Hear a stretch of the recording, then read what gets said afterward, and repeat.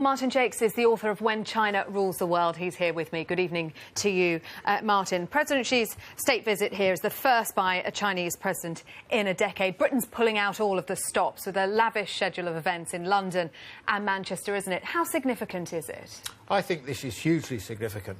I think it represents a real shift in British government thinking, that the rise of China is changing the world, and we need to engage with China and be part of what they're doing to our great advantage. And I think they're right about this. How much is it all about money? We're talking about this golden age in new British-Chinese relations.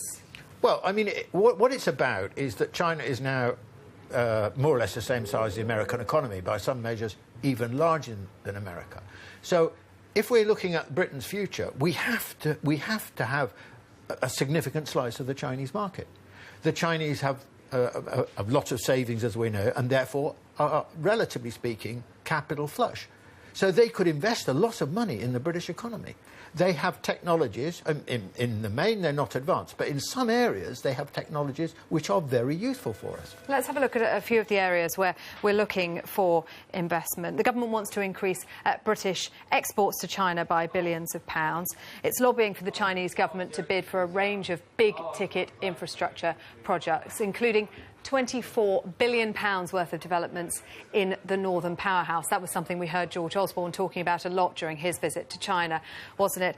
And also £12 billion worth of civil engineering contracts for the HS2 rail project. So we're asking for China to give us all this money, and yet today we're talking about China's impact on our own steel industry and how that is partly to blame for the collapse of the industry. Yeah, well, I mean, this is obviously a problem. It's a problem in China because what's happened is demand for steel has declined a lot in China, and therefore they're trying to, you know, they've brought down the prices. There's huge excess capacity within China. They're dumping it. But yeah, I mean, they're selling it well below probably cost price, I should think. And so, you know, I think Cameron was right to raise the question with Xi Jinping while he's here, though it's one of those things that's difficult to handle. Britain's also offering the Chinese the possibility of designing and operating a nuclear power station in the UK, something no other Western country is prepared to do. And that's provoked howls of anxiety in security circles, hasn't it, that we could allow the Chinese access to nuclear power in Britain?